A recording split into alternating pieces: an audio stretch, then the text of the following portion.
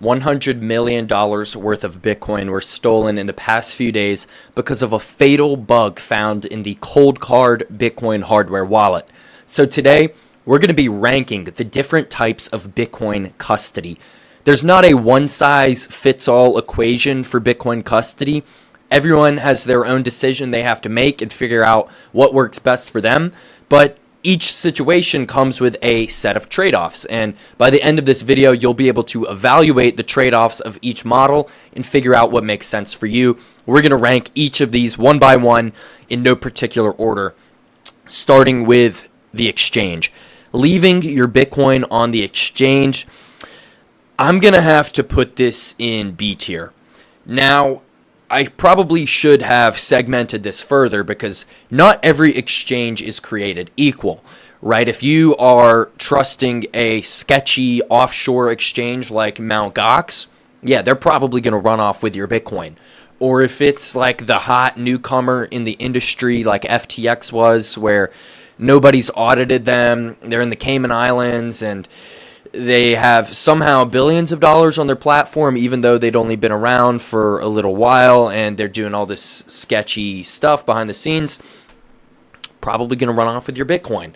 But if it's a household name, like a Coinbase or Fidelity or River or Strike or someone, you're probably fine, right? They're not going to run off with your Bitcoin. They're not rehypothecating it. They are regulated, United States located institutions with in-house custody structures. So for that reason, I think this goes in B tier. You also get some perks, leaving your Bitcoin on the exchange. If you need to sell it, you can sell it quickly. If you want to borrow against it, you can borrow against it. Now, the trade-off, obviously, you don't actually own the Bitcoin. If you want to send $100,000 of Bitcoin on-chain on a Sunday night, they might flag your account, especially if it's someone like Coinbase. But that also could work in your favor, right? If someone hacks into your account, they might restrict any outflows. Additionally, if you leave your Bitcoin on the exchange, you are vulnerable to potential phishing attacks, right? It's not foolproof. Someone could hack into your account if you have a weak password, if you don't have 2FA set up, or if your 2FA is SMS and they SIM swap you. And the biggest risk with leaving your Bitcoin on the exchange is still you at the end of the day. It is you falling for some sort of phishing scam, giving someone your password, or falling for the Coinbase tech support phone call, right? So it's not foolproof, but I think for most people, you're more likely to lose your Bitcoin if you try to self-custody than you are if you leave it on the exchange. And that's not true for everyone, but for the average person, I would say so. I think the equation you need to evaluate if you're going to leave your Bitcoin on the exchange is, am I more likely to lose the Bitcoin trying to do this on my own, or is a 6102 type attack more likely, where the government takes all the Bitcoin that are on exchanges in the US? Like, to me, the first situation is a lot more likely for most people. Now, if you're like in your early 20s, like I am, over the next 40 or 50 years, there's a non-zero chance that a 6102 type event does happen, where private ownership of Bitcoin maybe isn't outright banned, but the government wants to confiscate a honeypot of Bitcoin, which would be Bitcoin on exchanges. So I don't think that's a 0% chance in my lifetime. Within the next year, 2, 3, 4, 5 years, very, very unlikely. So for the average person, I think leaving your Bitcoin on the exchange is going to be just fine. But again, it's not really ideal, and it's still not 100% foolproof. Next is a Bitcoin ETF. It's pretty similar to leaving your Bitcoin on the exchange. I'm going to go B tier also. Now, there are some slight differences. One, if you have Bitcoin on the exchange, you can take it off and convert it into real Bitcoin very seamlessly, instantly, right? You just put in your recipient address, send it off the exchange. But with a Bitcoin ETF, you can actually typically borrow at better rates. Margin against a security in a brokerage account, typically better interest rates than the Bitcoin lending products that exist today. I don't know that that will always be the case, because borrowing against pure real Bitcoin, From the standpoint of the lender, it's much better because they can liquidate that 24/7, right? ETFs only trade during market hours, so it's a little more difficult to top off collateral or liquidate the collateral. So a little bit of a different lending environment, but as it stands, if you borrow against ETF Bitcoin, you're going to be able to get marginally better rates on loans. But that being said, there's a lot more friction into converting that into real Bitcoin. I know some of the Bitcoin ETFs offer in-kind redemption. As far as I understand, that is a one-way street, so you can send in real Bitcoin to convert it to an ETF, but it's a lot more difficult to do it the other way around. I know Swan has a product where they enable that. I still think it's like a 2 to 3% fee, so that's better than selling the ETF and wiring those funds to an exchange to buy the Bitcoin. But again, yeah, Bitcoin ETF works great for a lot of people, but it's still kind of middle of the road, not the perfect setup. Single sig plus passphrase. We'll do single sig first because passphrase is a bit of an additive. Honestly, if you asked me to do this last week, I probably would have put this in C tier, but I'm going to put this in D tier. After what happened with Cold Card, you cannot trust a single key Bitcoin custody solution. You just cannot do it. Having a single point of failure is incredibly risky, right? Even if you leave your Bitcoin on the exchange or in an ETF, they have the most sophisticated, secure, multi-key, geographically distributed, multi-vendor setup with time locks and all sorts of sophisticated ways to protect the holdings. With a single sig, one, you have the obvious risk that was just exposed with Cold Card, which is a lack of entropy.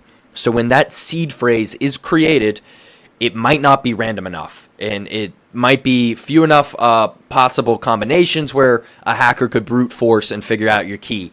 So that's an obvious risk.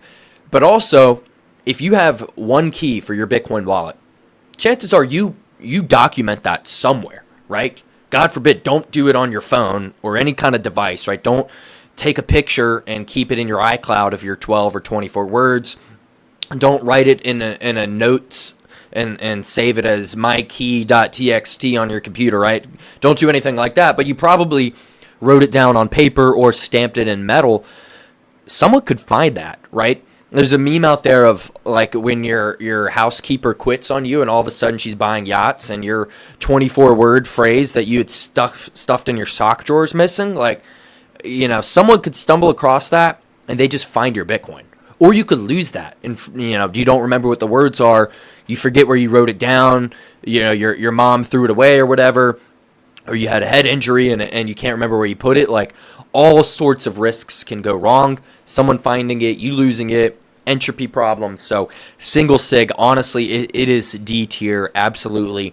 If all of your Bitcoin is custodied in a single sig wallet, you need to figure out a new solution ASAP. Single sig plus passphrase. This could be maybe my most controversial take here. I'm actually going to put this in C tier. So I don't like the passphrase because again, this is another single point of failure. You could remember the 12 to 24 words, but if you forget the passphrase, it's over, right? Especially if it's of enough complexity where you can't brute force that, which is, you know, if it wasn't the case, you're kind of defeating the whole point of the passphrase. Then that passphrase is a single point of failure. You have to remember that with the words alone aren't enough. It makes it a little more secure from someone being able to take your coins, especially in this cold card type situation, but it's still a single point of failure. And honestly, like, tempted to swap these because I really don't think the passphrase for most people is the way to go. Hot wallet, this has got to go in D tier, right? Because if it's a hot wallet, if it's single sig, it's no better than generating that single sig offline in terms of the risk factors, right? You still have single point of failure, but you've just made it even more exposed to being confiscated if it's on a device that's connected to the internet. So maybe single sig goes in C tier, and then hot wallet, we'll keep that in D tier. 2 of 3 collaborative multi-sig, absolutely S tier in terms of accessibility and security. So the way 2 of 3 multi-sig collaboratively works is with like an Unchained or a Casa or a Thea. You, as the holder of the Bitcoin, hold 2 keys. The collaborative custodian holds 1 key. The custodian cannot run off with your Bitcoin. They only have 1 key. You need 2 to move the coins. You can move them at any time. You're totally self-sovereign, but you don't have that single point of failure, because even if you lose 1 key, even if you wrote it down and your housekeeper finds it, or your mom finds it and thinks it's trash and she throws it away, you're good. You just can't lose both of them, right? So if you lose one, reconfigure your wallet, your vault, and replace the lost key, and you can sign it with the other 2 keys. So this, to me, is the gold standard of Bitcoin custody. It is incredibly secure, and it is still quite convenient in terms of actually moving the funds. All you have to do is have your key to sign it, and then if the other key that you own is geographically somewhere else, then you can contact the collaborative custodian and have them sign a transaction as well. Also, for inheritance, I think this is the best, because you can imagine a situation where, let's say, a husband and a wife have family Bitcoin, and the husband's kind of the one who leads the charge and manages that. Well, he can tell his wife where one of the keys is, and if something happens to him, she can take the key she knows about, go to the collaborative custodian, the Unchained or the Casa, and they can move those Bitcoins. And then he can obviously keep the other key hidden or disclose that as well. I think this is absolutely S tier. It really doesn't get better than 2 of 3 collaborative multi-sig. Just plain old 2 of 3 multi-sig where you're not using a collaborative custodian, I'm going to put that in A. It's still very secure. You have all of the same benefits for the most part. You don't have a single point of failure. You can geographically disperse your keys. I think for an institution, like imagine a small business that's holding Bitcoin, I think this would be a great option. If you've got 3 co-founders, everybody gets a key, and not one person can run off with the funds. You need 2 to sign any transactions. And this should, I may have mentioned this at the beginning, but to reiterate, we're talking long-term storage, right? This is Bitcoin you want to hodl for years or decades. If it's like Bitcoin to operate your corporate, cash flows and pay your vendors and all that kind of stuff, then different set of trade-offs, and hot wallet would be like S tier. But for long-term storage, holding Bitcoin for years, that's what we're evaluating here. And I think the one way in which this falls short, right, why it's not S tier, because I think having that collaborator does give you more optionality, and it takes a little bit of the burden off of yourself without sacrificing the sovereignty, because you can still have 2 keys in a 2 of 3 collaborative model and move the Bitcoin whenever you want, totally permissionless. They also will keep a copy of the vault configuration. An oft forgot part about multi-sig: you can have the 2 keys. If you don't know where to sign, it does you no good. So you need the vault configuration to actually be able to sign in and send any Bitcoin. So if you lose the vault configuration and you're in just like the regular 2 of 3 model, you're probably SOL, especially if you've never conducted any kind of on-chain transaction or sent Bitcoin from that vault before. It's going to be very, very difficult for you. Versus the 2 of 3 collaborative model, the custodian will also have a copy of that vault configuration. So I think that's one of the ways in which this gets a leg up, as well as the inheritance challenge. Paper wallet, I mean, this is like outdated tech, right? This has got to go in D tier. You don't have really, it's basically single sig, but worse, because you don't have the convenience of a device to help you generate that key, and to actually conduct those transactions. If this were 2013, I mean, you had like paper wallet versus like Mt. Gox, so probably jumps up to A tier. In 2026, like, you do not need to be doing that unless you're just trying to like mess around and have fun with a little bit of Bitcoin. But certainly for a long-term buy and hold stash, you don't want to be doing that. Lastly, 3 of 5 multi-sig, probably A tier. I mean, this again, multi-sig is the standard, right?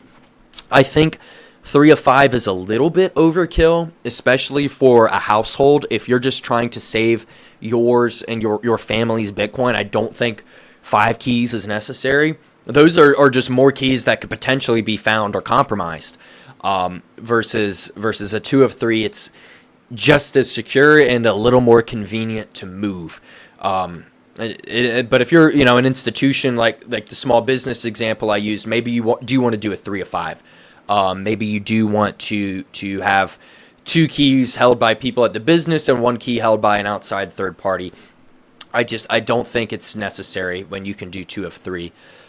And lastly, I missed one here, the multi-institution custody model. So this is like the on-ramp model where you as the individual or entity hold 0 keys, but 3 keys are scattered across 3 different institutions. So I'll be honest, I don't have any personal experience with this, but I'm going to put it in A tier. It's definitely better than leaving your Bitcoin on an exchange, although I think it falls short of the 2 of 3 or 3 of 5 model where you can be totally self-sovereign. So if you're making this decision as an individual or household, I think you probably don't need to go that route. But for a business, I could totally see the application for this where nobody in your institution has any keys, any access. Now it's going to be a lot more cumbersome, I would imagine, to actually move the Bitcoin, right? You literally have to contact the institutions, the on-ramp, and then they have to get someone else to sign as well. So I assume there's probably at least a 24 or 48 hour kind of time frame to be able to move any Bitcoin. But from a security standpoint, this would be tough to beat, right? You'd have to have 2 of those institutions collaborating against you or conspiring against you rather to actually move the Bitcoin. That's incredibly unlikely and would be opening themselves to all kinds of criminal charges and fraud. So I don't think that's really an applicable route. So I do think this is A tier. It's really good. Not sure it beats 2 of 3 or 3 of 5, but certainly better than leaving your Bitcoin on the exchange.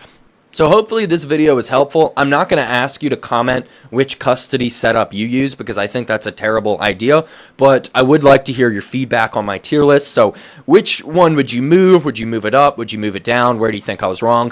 Leave a comment down below. Make sure to like the video, subscribe to the channel, and I'll see you next time.